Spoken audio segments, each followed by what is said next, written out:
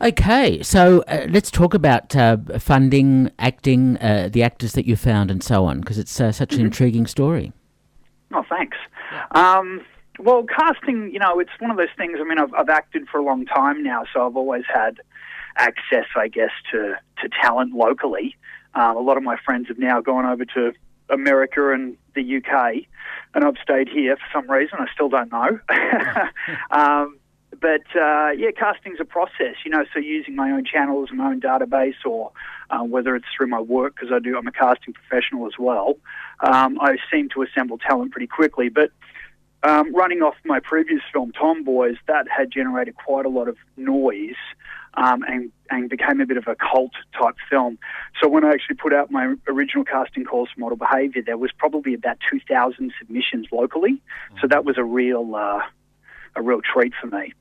Uh-huh. Okay, so the film is now, it was made last year, was it?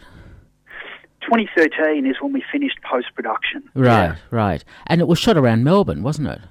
All over Melbourne, as far as Upwey, all the way from Upwey to the CBD, and then north all the way up to Craigieburn. I think we even shot in the south. It was kind of all 4 points of the compass around the Melbourne CBD. It was a lot of ground, a lot of locations. Okay. And how long was the actual shoot? The shoot itself was a month. And this is one of the things I've been known for, particularly with the independent low-budget stuff, is how quickly and efficiently I do shoot, which is the result of intense pre-production. Mm-hmm. So a lot of the crews that have come on board with me have always said, wow, I can't believe you've got so much footage in the can, so to speak, in such a short amount of time. My shooting ratio is about 3-to-1. I do about 3 takes per shot. Usually the first take is the one that's the most electric because the energy's there, and I've already rehearsed the actors before time. So really when we get to set, it's not take by take, it's really execution, because we've already worked on what we'll do in the rehearsal and during the rehearsal period. Uh-huh. So what was the intention in releasing the film? Did it have any sort of film festival or any other release? Oh, yeah. Absolutely.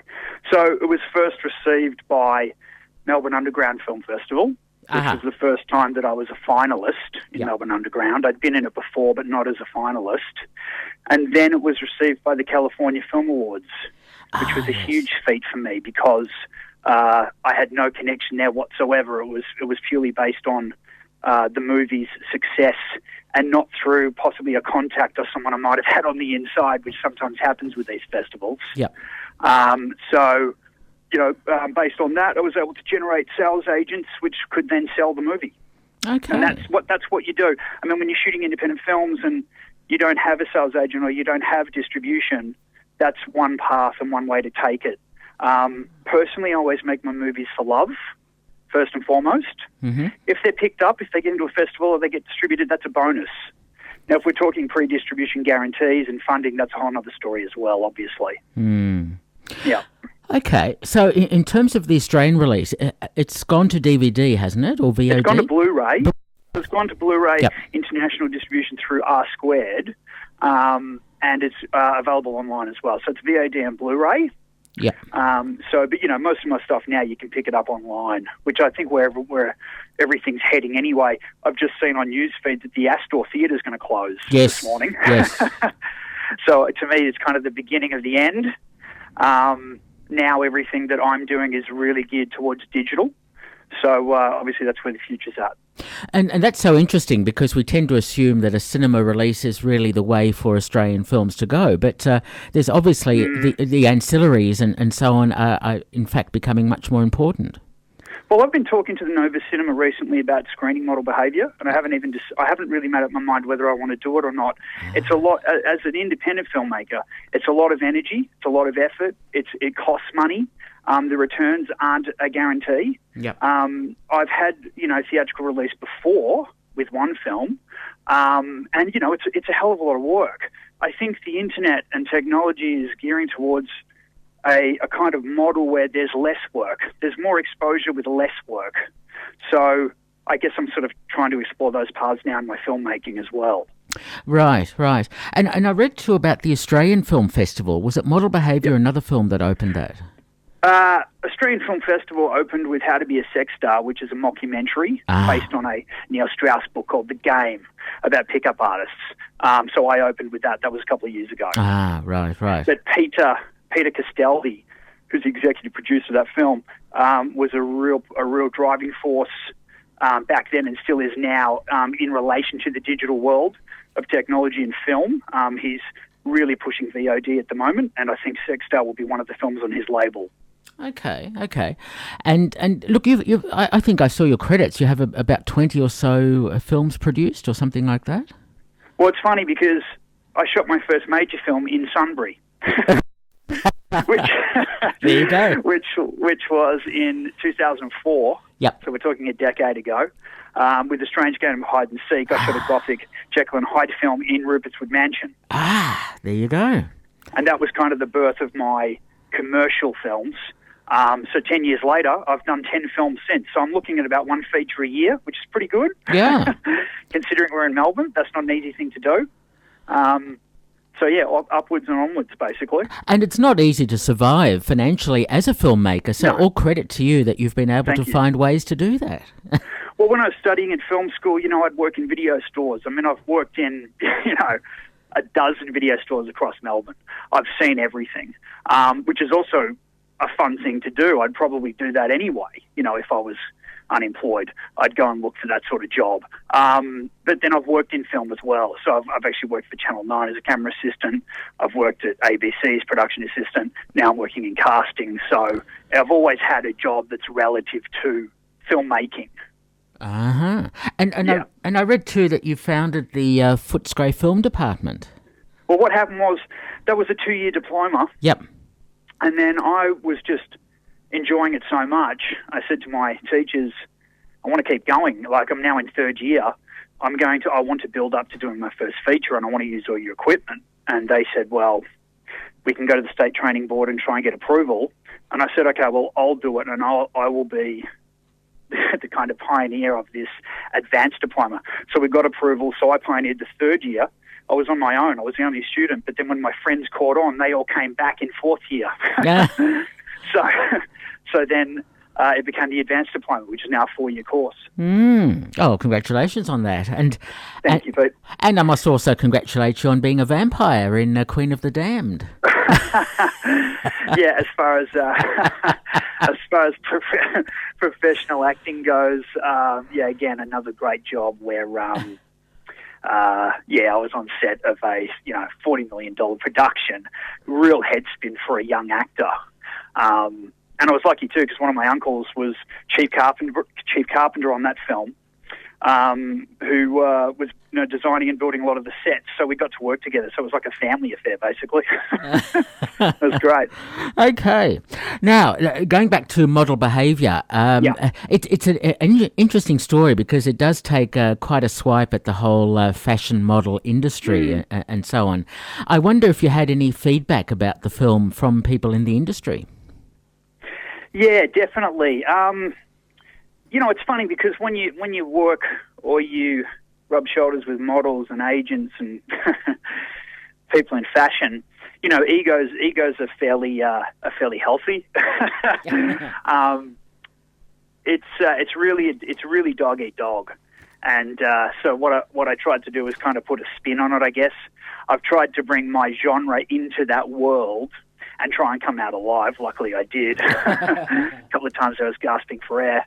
So it's really hard. It's really competitive, and all of these industries kind of mirror each other. I think whether it's singing or dancing or film or arts or comedy, which God is really hard.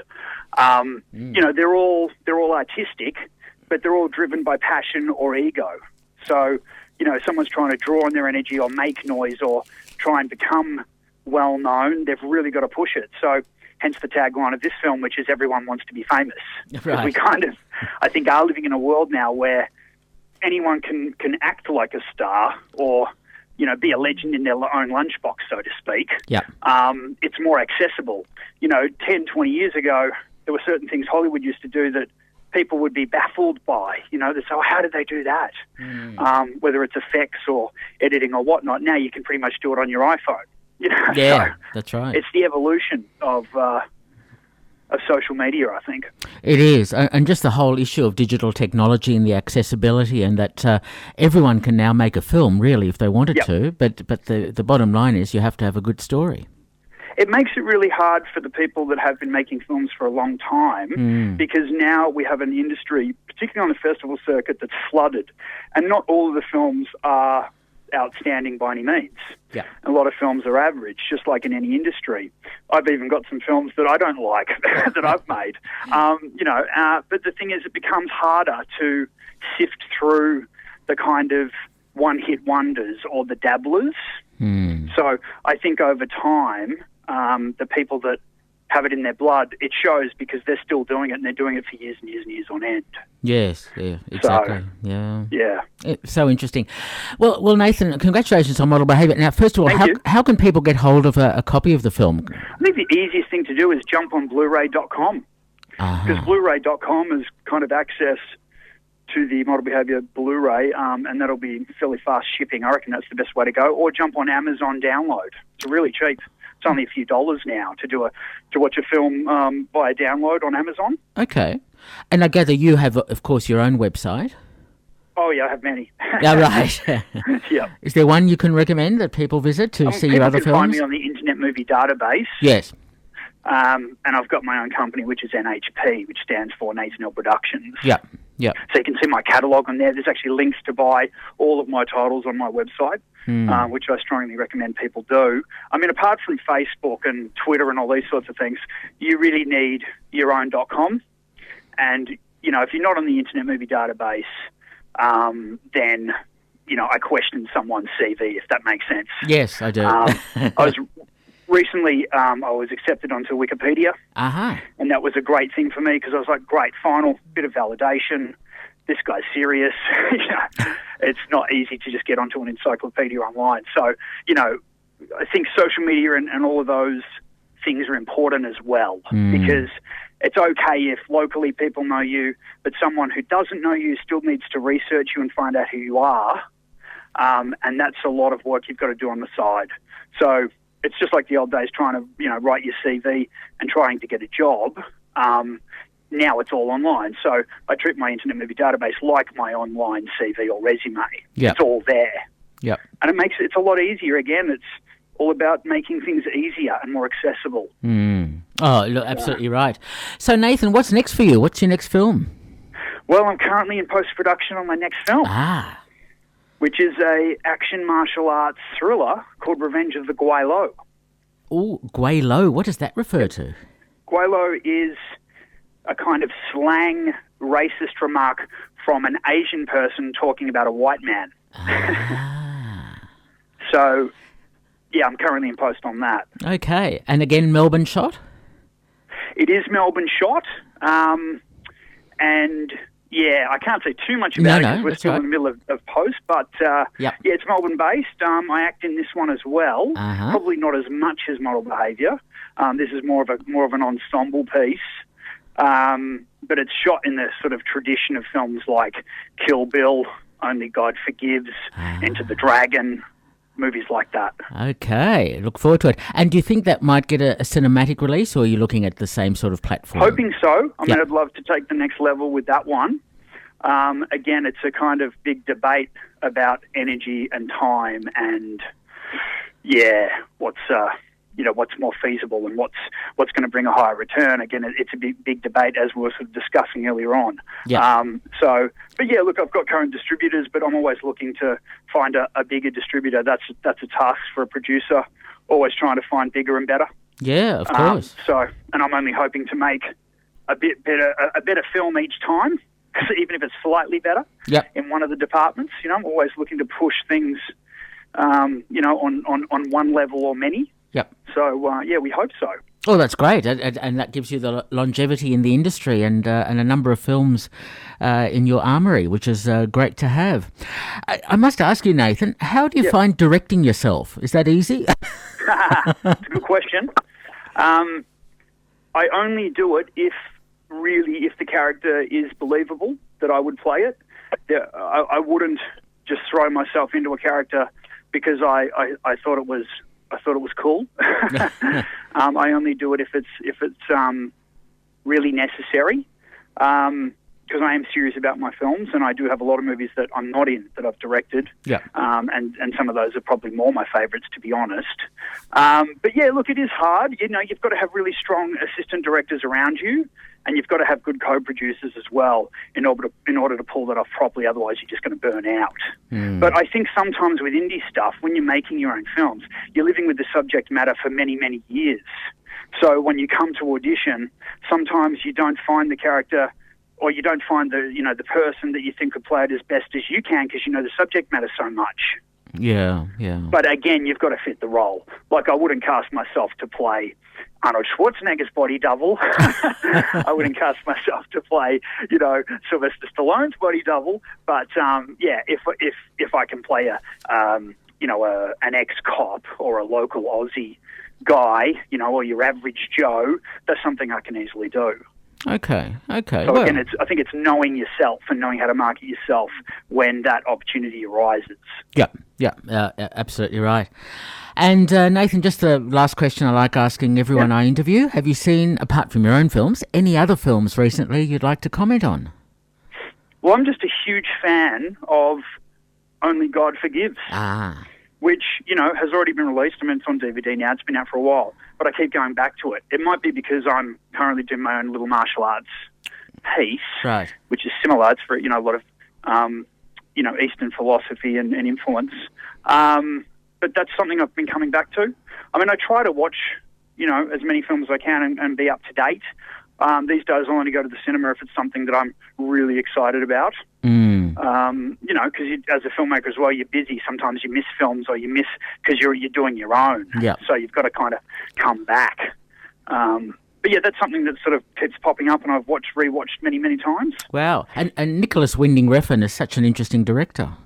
I love the guy. I just think he's, his favourite film is like Texas Chainsaw Massacre. I've been lucky enough to meet Gunnar Hansen that plays Leatherface. So I kind of understand where he's coming from. And he's influenced a lot by David Lynch. And actually David Lynch is a filmmaker I'm coming back to a lot now as well. I just think his work's outstanding. Okay. Well, there's some great recommendations. And apart from that, the audience listening out there, have a look at Model Behaviour. You can get that from Blu-ray.com. And Amazon. And have a look at Nathan Hill Productions, Nathan Hill's website. Nathan, it's been a pleasure talking to you, and thank you so much. Thank you, Peter. Pleasure. Thanks for having me. That's quite okay. All the best. Thank you, Matt. Bye-bye. Bye-bye. Okay, Model Behaviour, quite an intriguing low-budget film. Have a look at it. Different ways, as you heard, of accessing it. Not necessarily a cinema release film, but there you are. There's so many other opportunities available.